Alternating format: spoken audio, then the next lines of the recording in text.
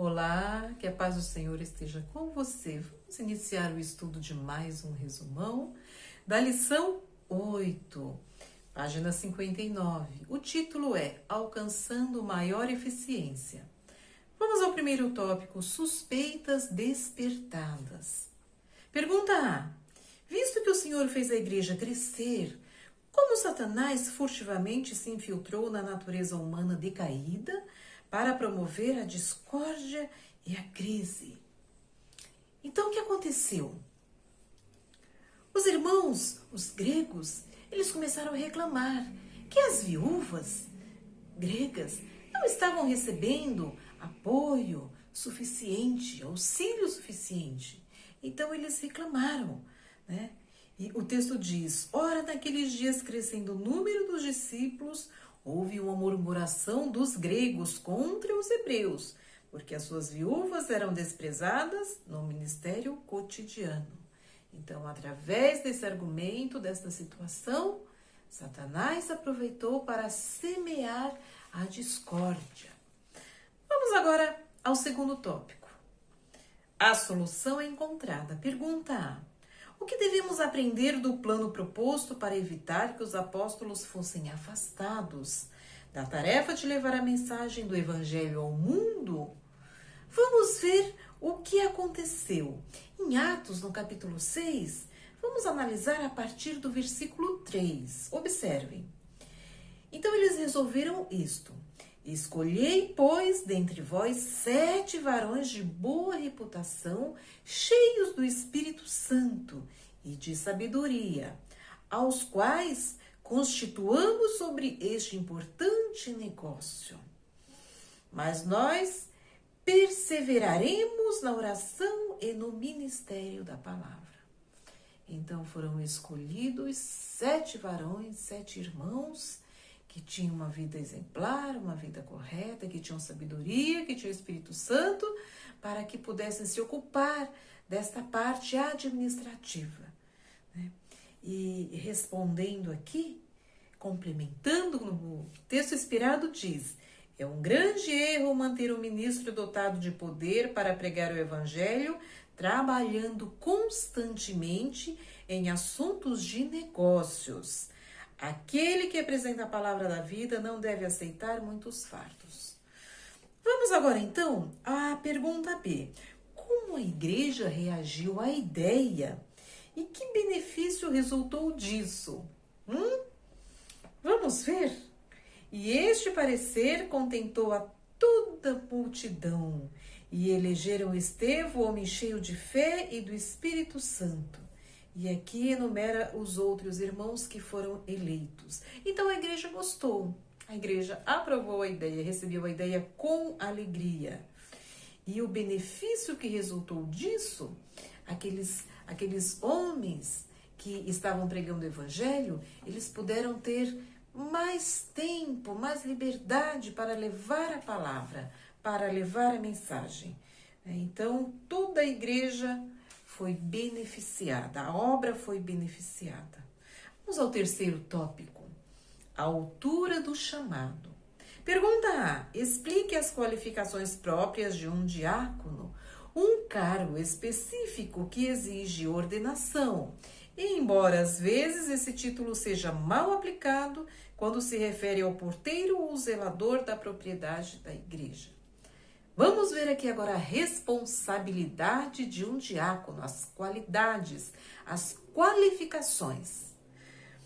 1 Timóteo capítulo 3, a partir do verso 8. Da mesma sorte os diáconos sejam honestos, não de língua dobre, não dados a muito vinho, não cobiçosos de torpe ganância. Olha só as características. Guardando o mistério da fé em uma pura consciência.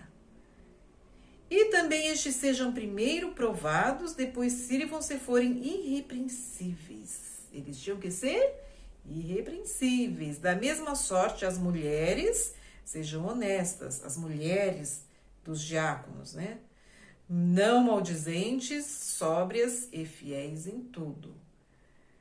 a partir do verso 12. Os diáconos sejam maridos de uma mulher e governem bem seus filhos e suas próprias casas. Olha, mais uma característica muito importante. Eles tinham que governar bem a sua família. Porque os que servirem bem como diáconos adquirirão para si uma boa posição e muita confiança na fé que há em Cristo Jesus. Então, estas são as características de um diácono. Vamos agora à pergunta B. O que podemos aprender das qualidades que tornaram Estevão especialmente eficiente em sua vocação como diácono? Então, Estevão, ele tinha uma posição de destaque entre aqueles diáconos e ele era eficiente. Agora, olha só as características de Estevão. Ele era o principal dos diáconos. O texto diz que ele tinha profunda piedade e grande fé, né? Outra característica importante que hoje nós devemos ter, manejar bem a palavra de Deus, manejar bem a palavra da verdade, né? Devemos ter fé, falar com poder. Então, ele tinha essas características. E também Estevão era muito ativo, né? E ele, apesar de ser judeu, ele falava e entendia bem a língua dos gregos, né? E aí ele falava, e isso ajudou muito ele pregar o evangelho para os gregos, na sinagoga dos gregos. Então, ele tinha muita força de vontade, ele era um homem ativo. Vamos agora ao quarto tópico. A perseguição não é surpresa. Pergunta A. Fervilhando com o amargor da inveja, como o inimigo das almas despertou uma oposição enganosa contra Estevão? Então, Estevão tinha uma posição de destaque, era ativo na pregação do evangelho. E Satanás não ficou satisfeito. Olha aqui que alguns das sinagogas, o que eles fizeram, mesma coisa que fizeram com Jesus. Em Atos, no capítulo 6, vamos analisar a partir do versículo 11. Então subornaram os homens para que dissessem, olha só, falsas testemunhas, pagaram propina. Ouvimos-lhes proferir palavras de blasfêmias contra Moisés e contra Deus. E excitaram o povo e os anciãos e os escribas, e investindo com ele, o arrebataram e o levaram ao conselho, com as falsas testemunhas. E apresentaram falsas testemunhas que diziam, este homem não cessa de proferir palavras blasfemas contra este santo lugar e contra a lei. Porque nós lhes ouvimos dizer que esse Jesus Nazareno há de destruir este lugar e mudar os costumes que Moisés nos deu. Então, armou-se ali uma rebelião, um agitamento. Só complementando um pensamento na nota que diz, grande ira tomou conta dos líderes judeus quando viram sacerdotes renunciando às tradições, aos sacrifícios e ofertas e aceitando Jesus como o grande sacrifício. Muito triste isso. Pergunta B. Como o nosso mestre advertiu contra essas coisas? Jesus já tinha advertido. E que palavras do salmista podem nos trazer esperança? Vamos ver a primeira parte da pergunta. Como foi que Jesus advertiu? Em Mateus, no capítulo 10, os versos 16 e 17, Jesus, um tempo antes, já havia advertido que essas coisas iriam acontecer e continuam acontecendo até os dias de hoje. Olha as palavras de Jesus. Eis que eu vos envio como ovelhas ao meio de lobos, portanto, sede prudentes como as serpentes e mansos como as pombas, né? Simples, mansos, como as pombinhas. Acautelai-vos, porém, dos homens, porque eles vos entregarão aos sinédrios e vos açoitarão nas suas sinagogas. Foram as palavras de Jesus. Agora a segunda parte da pergunta, a esperança do salmista Davi. Vamos ver Salmos 31, a partir do versículo 18. Emudeçam os lábios mentirosos que dizem coisas más com arrogância e desprezo contra o justo. as falsas testemunhas, né? Ó, quão grande é a tua bondade que guardaste para os que te temem, e que tu mostraste àqueles que em ti confiam na presença dos filhos dos homens. Então, se nós temermos a Deus, Deus será bondoso e misericordioso conosco. Olha, continuando a promessa de Deus. Tu os esconderás no secreto da tua presença, das intrigas dos homens. Ocultá-los-ás em um pavilhão da contenda das línguas. Palavras de promessa do salmista Davi. Agora nós vamos à pergunta C do quarto tópico. Olha só. O que foi digno de nota em Estevão enquanto era acusado? Quando ele estava sendo acusado, ele respondeu, né, com firmeza, mas olha que bonito. O seu rosto resplandecia como de um anjo.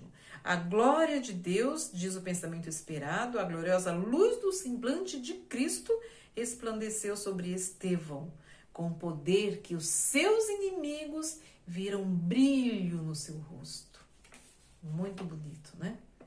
Quinto tópico, testemunhando através do martírio. A pergunta A diz, descreva a reação do conselho depois que Estevão concluiu abertamente um amplo resumo da rebelde nação hebraica. E a segunda parte diz, até onde a fúria os levou. Então, como foi que o conselho reagiu? Eles gritaram em grande voz, fizeram muito barulho, e eles taparam os ouvidos também para não ouvir mais as palavras de Estevão. E houve grande agitação. Agora a segunda parte, até onde a fúria os levou. Então aqueles homens, o que aconteceu? Eles avançaram contra Estevão, pegaram e eles apedrejaram Estevão até a morte. Pergunta B, por que nosso coração pode ser animado pelo final dessa história? Vamos ver o que diz em Atos, no capítulo 7, versículo 60? E pondo-se de joelhos, clamou com grande voz, Senhor, não lhes imputes este pecado. E tendo dito isto, adormeceu. Observem que Estevão adormeceu, que a Bíblia diz que o justo ele não morre, ele dorme para ressuscitar para a vida eterna. Então ele adormeceu, Estevão está dormindo. Agora, olha o final da história, o que aconteceu. O pensamento inspirado complementa que o espírito do povo deve ser agitado. Cada controvérsia crítica e esforço para restringir a liberdade de consciência, e isso serve para nós hoje, né? O nosso coração deve ser animado. São instrumentos de Deus para despertar as mentes que, do contrário, ficariam dormentes. Então, muitas vezes surgem situações divergentes na nossa vida, né, em relação à nossa consciência, né, controvérsias, para que nós possamos pensar, para que nós possamos tomar uma decisão, né, nossa mente possa ser despertada. E olha o final do pensamento inspirado que diz, a luz do céu, a iluminar-lhe o rosto e a compaixão divina transmitida por sua prece agonizante, penetraram fundo, como uma seta afiada de convicção nos membros extremistas do sinédrio ali presente. Então, aqueles inimigos, aquelas falsas testemunhas, todos viram aquela luz, todos perceberam, todos sentiram no coração que aquilo vinha do céu, né? A luz do céu penetrou fundo, causou-lhes uma impressão no coração deles, né? Então, nosso coração deve ser animado, que se hoje ainda padecermos perseguições por amor a Cristo, a Bíblia diz que nós devemos nos alegrar, né? Os discípulos tinham essa alegria de sofrer perseguições e até a morte por amor a Cristo. Que o Espírito Santo de Deus possa continuar com todos.